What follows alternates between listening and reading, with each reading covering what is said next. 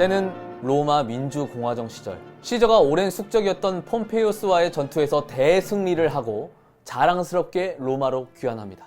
로마의 시민들은 시저를 영웅으로 추대하며 열광적인 환영을 보냅니다. 저는 목수인데 시저의 귀환을 축하하러 나왔습니다. 시저의 가장 최측근이었던 시저의 오른팔 안토니는 시저에게 황제 자리를 제안하며 왕관을 건넵니다. 하지만 시저는 이를 3번이나 거절하죠. 그리고 시민들은 다시 환호합니다. 우와! 시저가 왕관을 거절한다! 로마 시민을 위한 민주적인 집정관! 이렇게 시저의 인기는 계속 올라가고 로마는 마치 민주적인 공화정 시대가 끝나고 황제의 권위를 내세우는 제정 시대가 오는 듯해 보입니다. 시저의 권위에 위기의식을 느낀 캐시어스는 브루터스에게 말합니다. 시저라는 이름 속에 뭐가 있단 겁니까? 시저도 우리와 똑같은 인간입니다. 왜 그 이름이 당신 이름보다 더 많이 거론되는 겁니까? 가지런히 두 이름을 써봐도 당신 이름이 훨씬 훌륭합니다. 시저를 견제하고 있는 캐시어스의 공화파 세력들은 온 국민의 총애를 받고 있는 브루터스를 계속 설득합니다. 시저가 황제가 되면 로마의 민주주의는 끝이라고, 시저를 죽여야 된다고. 그날부터 브루터스는 잠을 이루지 못합니다. 시저가 분명 황제가 된다면 민주주의는 무너지고 로마를 자신의 세상으로 만들 것이 분명해 보였습니다. 하지만 자신을 믿고 사랑해주는 시저를 배신하기에는 시저와의 나날들이 너무 소중했습니다. 브루터스는 고민합니다. 나라를 구할 것인가? 친구를 구할 것인가? 그때 브루터스의 서재에 어떤 편지가 놓여있는 것을 발견합니다. 누군가 몰래 놓고 간 것 같은데 그 편지를 읽어보니 브루터스여, 그대는 잠들었다.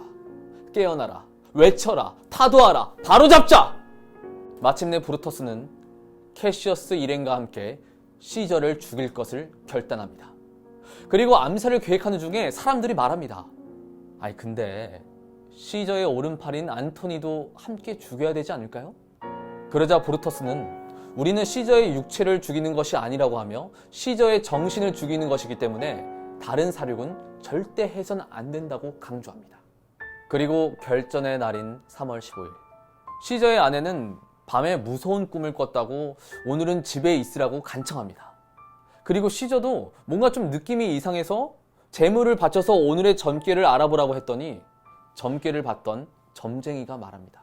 재물을 바쳤던 짐승의 내장을 열어보니 그 짐승의 심장이 사라졌다며 오늘은 절대 나가면 안 된다고 말합니다. 그럼에도 시저는 신이 겁쟁이들에게 겁을 주려고 하는구나 라고 하며 집을 나섭니다. 이렇게 시저는 여느 때처럼 의원들과 회의를 하다가 갑자기 한 의원이 시선을 끄는 행동을 합니다. 시저 각하, 제발 추방당했던 우리 형을 돌아오게 해주십시오. 그러자 갑자기 모든 의원들이 무릎을 꿇고 간청을 하기 시작합니다. 이는 모두 사전에 시저의 암살을 돕기 위한 계획된 행동이었습니다. 이렇게 모든 의원들이 시저의 시선을 끌자 한 사람이 뒤에서 몰래 다가와 마침내 시저에게 칼을 찌릅니다. 그때가 돼서야 모든 의원들은 품에 숨겼던 칼을 꺼내 시저를 난도질하게 됩니다. 브루터스, 너마저. 그렇다면 시저는 죽은 것이다. 마지막으로 브루터스도 시저의 심장을 향해 칼을 꽂습니다. 이렇게 시저는 죽게 되고 이제 로마 시민들에게 이 사건을 전달하는 일만 남게 됩니다. 그리고 시저의 최측근이었던 안토니도 마침내 시저의 시체를 보게 됩니다. 그리고 안토니는 말합니다. 당신들의 현명한 판단을 믿습니다. 다만 시저를 내가 직접 운구하여 로마 시민들 앞에서 연설을 할 수 있게 해주십시오. 캐시어스와 그 일당들은 절대 안 된다고 했지만 브루터스는 이를 허락합니다. 그리고 로마 시민들 앞에서 연설을 하기 시작합니다. 만일 그대들이 나에게 왜 시저를 죽였냐고 묻는다면 나의 대답은 이렇습니다. 시저를 덜 사랑해서가 아니라 로마를 더 사랑했기 때문입니다. 나는 그가 야심가였기 때문에 죽였습니다. 로마 시민들은 이 연설을 듣고 열광합니다. 그래! 시저는 독재자였어! 브루터스가 혁명을 일으켰다! 브루터스 만세! 이렇게 로마 시민들은 시저를 죽인 브루터스를 찬양하면서 지지합니다.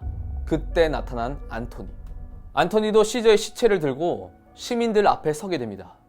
그리고 브루터스와 마찬가지로 시민들 앞에서 연설을 하게 됩니다. 브루터스는 훌륭한 사람입니다. 가난한 자들이 울부짖을 때 시저도 함께 울었습니다. 이것이 야심에 찬 행동입니까? 로마로 데려온 모든 포로들의 몸값을 국고로 지정했습니다. 이게 야심에 찬 행동입니까? 시저는 왕관을 3번이나 거절했습니다. 이게 야심에 찬 행동입니까? 여러분, 브루터스는 훌륭한 사람입니다. 브루터스의 말에 반박하는 건 아닙니다. 다만 저는 제가 아는 사실을 전하고자 합니다. 로마 시민들은 점점 안토니의 연설에 매료되기 시작하고 시저를 애도하기 시작합니다.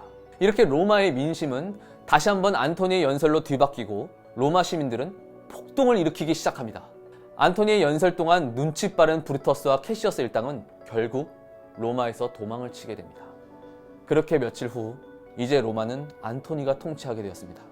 브루터스와 캐시어스는 로마에서 도망쳐 군대를 결성합니다. 안토니의 군대에 맞서 전쟁을 일으키지만 결국 패하고 맙니다. 그리고 브루터스는 죽음을 맞이하며 말합니다. 시저, 사실 난 당신을 찌르고 싶지 않았어.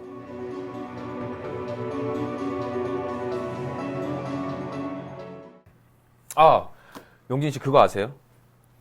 우리 7월 줄라이 있잖아요.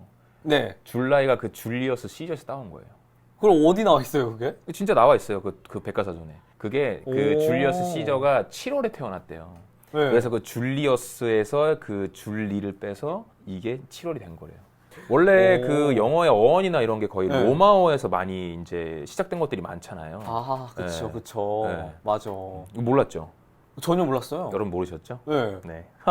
이 줄리어스 시저가 거의 역사극이죠. 거의 역사극이 아니라 역사극이죠. 그쵸. 이제 거의 사실을 기반으로 한 로마의 역사를 셰익스피어가 거의 훼손하지 않고 거의 그대로 옮겨왔다는 얘기가 있어요. 그 연설하는 장면의 대사들 몇몇 말고는 거의 원전을 그대로 거의 옮겨왔다는 얘기가 있더라고요. 그렇다면 셰익스피어는 이 로마의 역사를 보고 어떤 매력을 느껴서 이거를 작품으로 썼을 거 아니에요. 그쵸. 제가 이 질문을 드리는 이유는 이 줄리어스 시저라는 작품을 통해서도 우리 대한민국의 어떤 이야기를 연관을 지어 볼 텐데 이 질문하고 조금 연관성이 있을 것 같은 거예요. 필요로 했기 때문에 그리고 어떤 매력이 있었기 때문에 굳이 실제 있는 역사를 희곡으로 만든 거잖아요.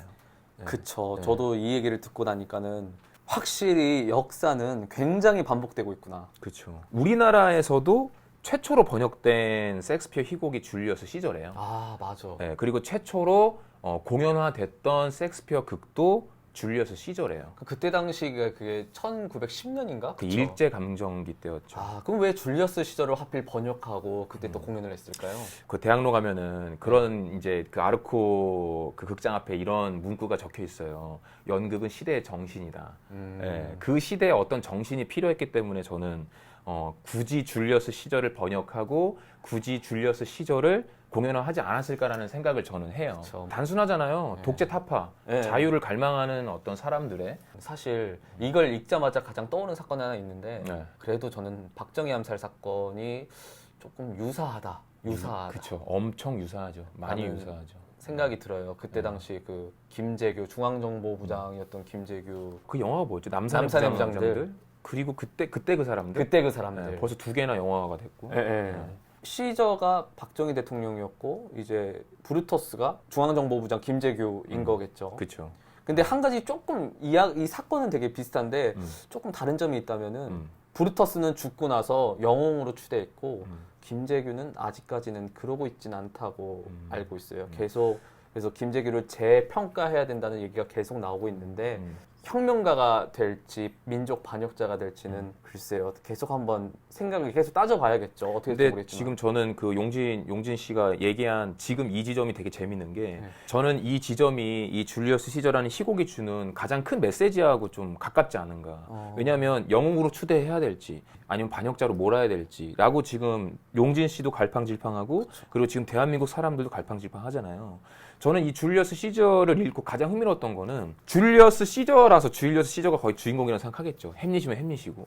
근데 시저는 거의 초반부에 죽습니다. 예. 그래서 읽는 동안 아니 주인공이 이렇게 벌써 죽어버렸는데 이 이후에는 어떤 일이 벌어질까 되게 궁금했었는데 이 이후에 벌어지는 일들이 더 흥미로웠어요. 시저의 죽음을 가지고 시저가 아니면 선왕이었냐, 잘 이끌었던 왕이었냐, 혹은 폭정을 한 어떤 독재자였냐 라는 것을 가지고 대중들이 왈가왈부를 하거든요. 연설 하나에 흔들립니다. 바로 직전에 나왔던 영상에서처럼 앤토니와 브루투스의 연설로 인해 대중들은 이리 갔다 저리 갔다.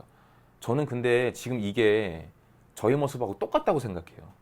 사실 좀 우둔하게 시민들이 그려진 부분이 있기는 있는 것 같아요. 근데 보면서 느낀 거는 저도 우리가 이제 어떤 네이버 기사나 그런 거 볼 때 어떤 사실을 전달하게 되잖아요. 그러면은 다른 사실은 어떤 사실을 전달받을 때 내가 몰랐던 사실들이 또 있잖아요. 그 사실들을 접하면 또 그 생각으로 또 가요. 근데 또 다른 사실들을 접하면 또 그 생각대로 가요. 그러니까 정보의 선택의 순간에 따라 내 생각이 계속 바뀌는 거예요. 왜냐면 정보가 너무 많으니까. 맞아. 요즘은 아마 계속 생각이 바뀌고 나의 어떤 기준들이 바뀌는 그 지점이 너무 과잉 정보로 인해 나의 생각이 계속 바뀌는 그런 지점이 있지 않나? 근데 여기서는 조금 다른 것 같아요. 자기의 어떤 기준이 있고 없고를 떠나서 누군가의 말에 너무 쉽게 설득당하고 또 이 사람 말에 너무 설득당하고 이런 모습들이 좀 바보 같아 보였어요, 저는 사실. 근데 그 바보 같은 게 되게 우리 같잖아요. 그쵸. 네. 내 기준이 명확히 있어야 되는데 그러지 못하는 이유들이 분명 있을 것 같아요, 저는. 그리고 저 이런 거 좀 재밌었어요. 그 캐시어스가 이제 브루터스를 처음에 설득하고 편지를 막 뿌리잖아요. 편지를 사람들 이게 시켜가지고 막 서재도 뿌리고 동네 방네 뭐 광장에도 뿌리고 어떤 그 일종의 찌라시인 거죠, 그거를. 찌라시를 뿌리는 그 행위가 우리 동시대로 따지자면 인터넷에 댓글 올리는 그런 느낌이지 않나? 그때 당시는 종이와 펜이었다면 이제는 키보드가 된 셈이죠. SNS 올라가는 글들이나 그쵸. 네. 그런 글들로 사람들이 얼마나 피해를 받고 또 그 사실을 믿고 그러니까 거짓 정보들이 굉장히 많잖아요. 유튜브도 마찬가지인 것 같아요. 아직까지는. 그게 유튜브의 숙제죠. 이제 좀 더 검증할 수 있는 정보를 접할 수 있냐 없냐. 우리 그 장강명 소설 중에도 그런 거 있잖아요. 댓글 부대. 얼마 전에 희곡화됐던 네. 공연했던 댓글 부대. 네. 그게 이제 댓글로 인해서 국민 여론을 조성하는 그런 내용이거든요. 근데 캐시어스가 이 찌라시 뿌리는 행위랑 똑같아요. 그냥 종이와 펜이 아까 말했듯이 키보드로 바뀐 것뿐이죠. 우리가 쓰고 있는 어떤 무기들은 달라졌지만 그 방법은 변하지 않았구나. 그래서 재밌네. 참 아직까지 또 이런 것들을 하고 있구나라는 생각이 들더라고요. 지금 우리와 되게 닮아 있네라는 생각들. 그쵸. 그냥 뭐 흔히 우리가 하고 있는 거죠, 지금.